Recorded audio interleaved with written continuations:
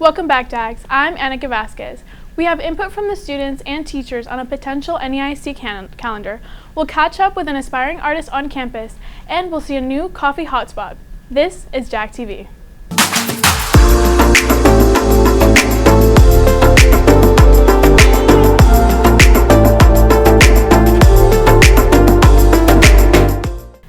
Every year, students and teachers are able to voice their opinions as the district considers a new academic calendar. We put out our own survey to see our campus opinions. Abigail has more. We asked 100 students and teachers to share how they voted in a recent NEISD calendar survey. Even though the district's official survey window is now closed, the result of our own research gives us some insight. Our survey showed a clear preference for a mid-August start over a late August start. This would mean school ends before June. If you teach a semester course, that's got to be really stressful, a later start, especially if it's an AP class. Those kids take that class in the fall and then have to not take the test until, May. For winter break, people preferred the earlier date of December 19th to January 2nd rather than December 23rd to January 7th, meaning that we get out sooner but have less time after New Year's.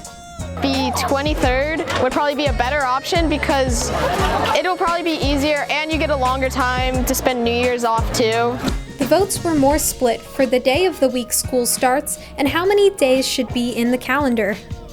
Definitely, I think the more instructional days, the better, especially for those of us teachers that teach advanced classes. And then obviously, since the days of instruction affects our funding, we would prefer to have more as opposed to less. So. And I understand that 3 days is not a major difference. However, it is certainly a difference. If we were to have that focus, not waste our time in class, then I think that 177 is better. But according to students, there were still other areas they would like to have the district adjust. I would like to have more breaks. I think if we were to shave off some time at the end of the year, as I feel like it's wasted time, we're not learning anything, we're just forced to come to school, which is an adequate at best location to be. For JAG TV, this is Abigail Henning. It's been a busy month on the Hilltop, and there's still more to come. Here's in case you missed it. The window for CTEC applications is open until February. You can apply by going to the CTEC website and clicking on application process. From there, you can fill out the online application form.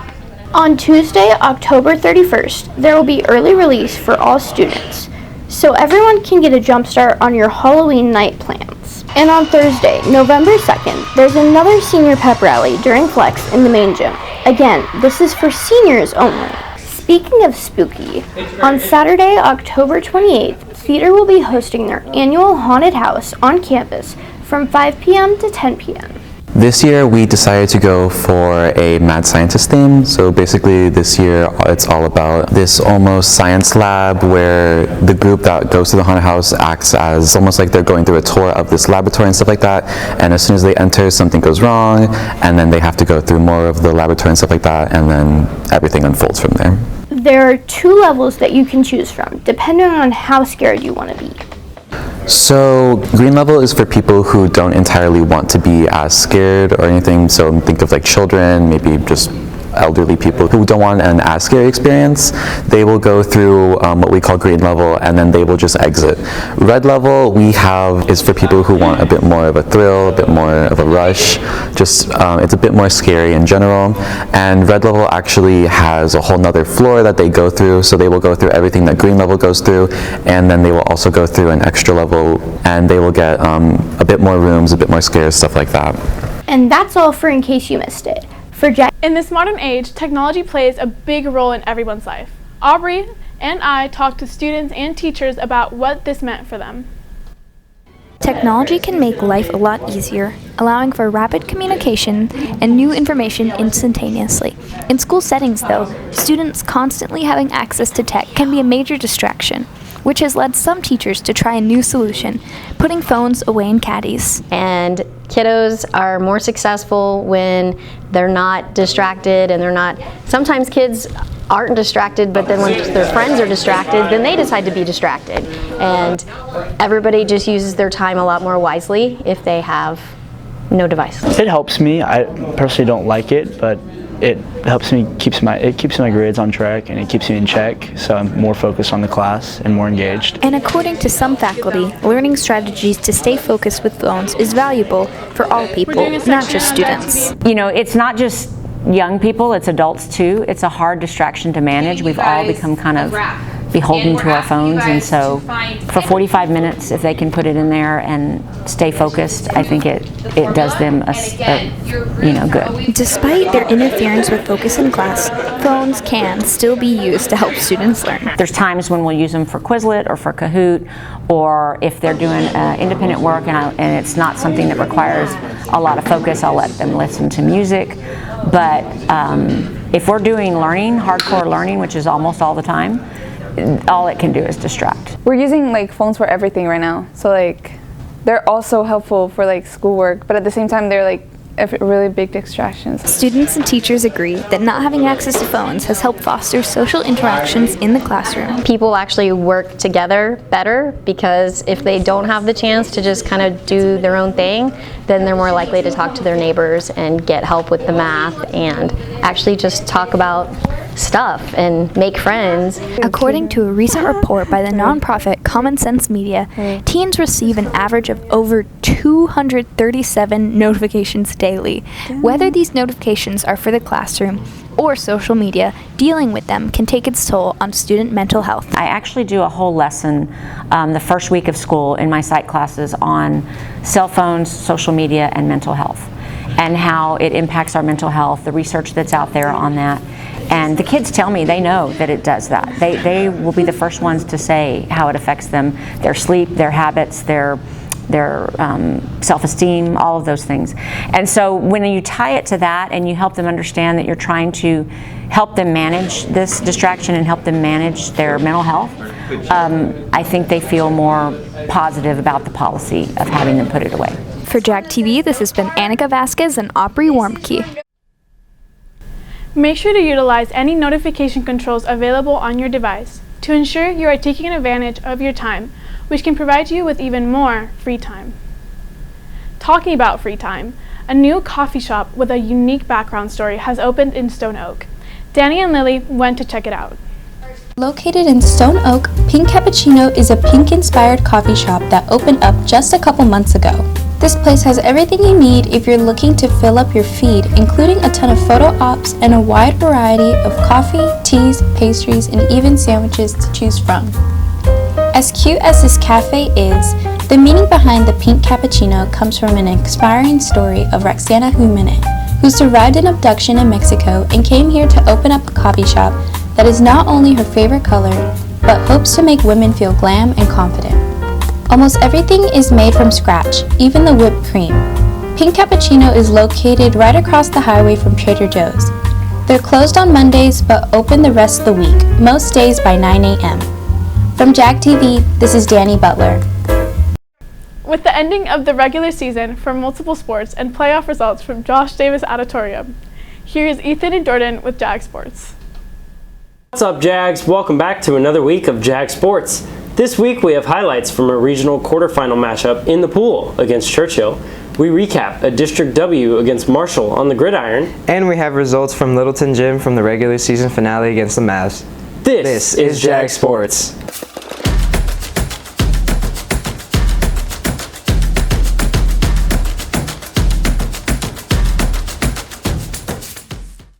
On October 16th, the Jags took to the pool at Josh Davis Natatorium and took on the Churchill Chargers in the regional quarterfinal matchup of the water polo playoffs. Both the girls and guys took home big-time wins against the Chargers. The girls won 17-7 and the guys won 19-10. Both teams advanced to the regional tournament last Saturday. The girls lost a nail-biter to Brennan and the guys got eliminated by Clark. With all the success the Jags earned in the first official water polo season, we take a deeper dive into how it all began. UIL water polo has made its way to Johnson, but it took the scenic route. It was a long process of writing good letters that would convince the athletic director that water polo would be a beneficial thing for the school and not just an extra thing that a few of us could put on our resume. And so it was a big effort for the few of us to not only convince the athletic director, but also convince our teammates that water polo was a big thing that we all wanted to be a part of and was beneficial to our program. Water polo began 2 years ago as a club, and it was far from official. I would say water polo has evolved from a club, obviously, to UIL, just from like, we would host random practices at Sports Park, which is like a 4 feet pool, so you were touching the ground, you couldn't really practice. Like, it was all just like used equipment that was just passed down to NEISD because NEISD had no interest in water polo. From random practices to official UIL competition, the evolution of water polo has a much greater message for people who have something to fight for. It really just shows that anything is possible, and even when there's not much hope, because for me personally, I had almost forgotten about water polo as a UIL sport because it just seemed like there was always a what if or an obstacle in the way. From the pool where it all began, the Josh Davis Natatorium will play host to the UIL State Championships this year. I think it's great because it just shows that everything comes around in a full circle, and that just because we were, I wouldn't say late on the game, but we were a little bit late to join UIL Polo, that we can still keep up with it and be a part of the water polo society, and especially that we have it in San Antonio, the state championships. Water polo has transitioned from a big-time West Coast sport and now holds attention throughout the state of Texas. It has only been like big in California and the West Coast, so the fact that Texas is getting bigger in it, not just San Antonio, but Austin, Dallas, all of them, I just think it's always worth giving it a try, especially because it's water polo. The effort the seniors put in for UIL water polo to become official laid a foundation for the future of the program. I mean, they're amazing people that really boosted my respect for them, and I just think that, you know, they can, if they fought so hard to make it a sport, then I feel like we should be able to keep doing well. For Jag Sports, this is Jordan York. Up next, we head to Hero Stadium, where the Jaguars rebounded from a tough loss to Reagan with a dominant win against the Marshall Rams. After a 41-27 loss against the Rattlers, the Jags took to the gridiron at Hero Stadium and took care of business last Saturday, beating the Rams 42-7. Last but certainly not least, Tuesday night at Littleton Gym, the Jag volleyball team took on the Madison Mavericks in the most important game of their season. This season finale had major playoff implications because the winner of this game takes the final spot in the playoffs, and the loser is out. Late in the first set, Mavs up 24-21, Jags looking to come back. Emma Gonzalez tips this one over and puts the Jags within 2. Next point, Jags looking to stay alive, and that will end the first set. Mavs win 25-22. Second set, Mavs looking for a kill when it is denied by Peyton Moline.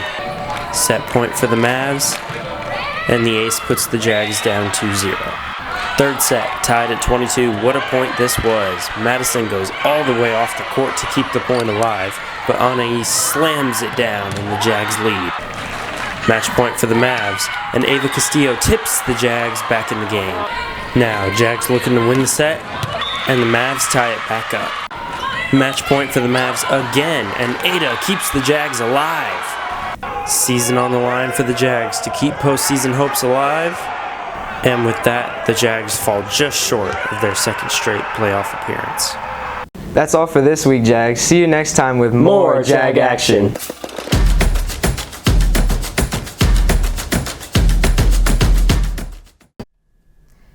You may not know it, but there's a rising star on campus who's already on platforms like Apple and Amazon Music. Naima and Laura caught up with this singing sophomore. Hi, I'm Sabrina Jan, and welcome to my piano room where I execute all my song ideas. Baby, you told me you loved me, that I get you like nobody else.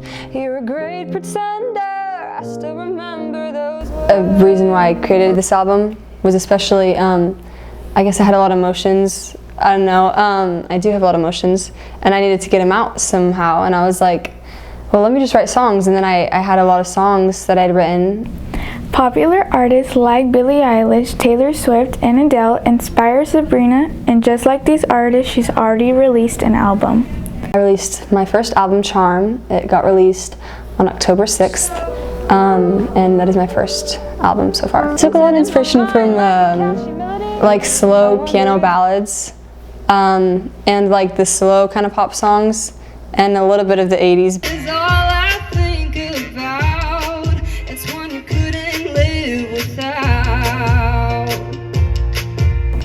Sabrina enjoys the process of being creative and writing songs, even if some of them don't make the final cut. I think if I write multiple songs about the same thing, kind of idea, then I usually just pick like one or something. Like if I have so many songs about one thing, I try to narrow it down and choose one.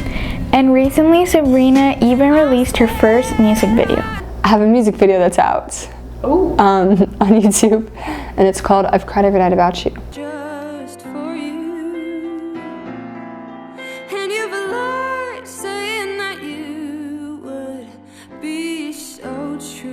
Do you know that scene in Top Gun Maverick when they're playing beach volleyball and it's like golden and it's like glowing? Yeah. There's a scene in my music video where I wanted to get like that same kind of sun vibe. Her music is available on all platforms including Apple Music and Spotify. Just look for Sabrina Jan on your music platform. I think it's very important to be persistent if you want to get what you want. Learn kind of how to do that, and this album definitely taught me that you have to be persistent to get what you want, and no one else is going to do it for you. For JAG TV, this is Lara Andrad. And finally, here's something fun from the 6th period crew.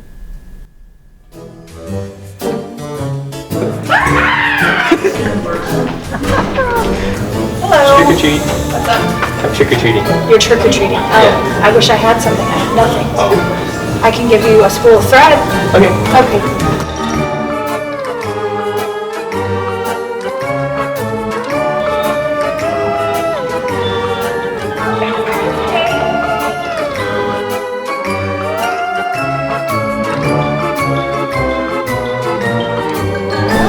Thank you. Hi. Hello. I hope you enjoy it. Thank you very much. Thank you. Bye, everybody.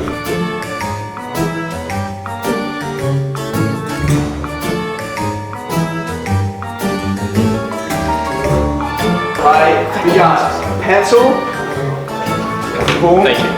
This is a good pen, I'm not gonna lie. It like doesn't run out. Okay. And then we'll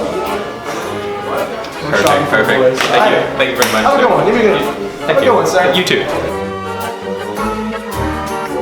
For more updates before our next show, be sure to follow us on Instagram at JAG Student Media or on our YouTube at JAG TV.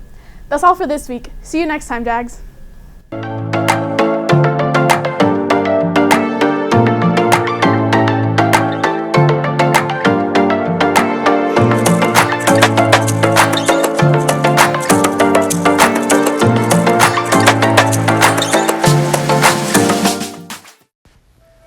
Welcome to Idea Industry. We're so glad you decided to join us on our exclusive tour of our beautiful... You don't belong here! Leave! Leave while you can! ...facility. We here at Idea Industry only accept perfection. As Dr. Nowick always says, you will leave today having experienced one-in-a-lifetime opportunity. Now keep your hands to yourself and don't distract Dr. Nowick. And we are so... Please! Help! For you to come join us to experience our quest for perfection. We hope you get so excited by everything you see that you never want to leave again.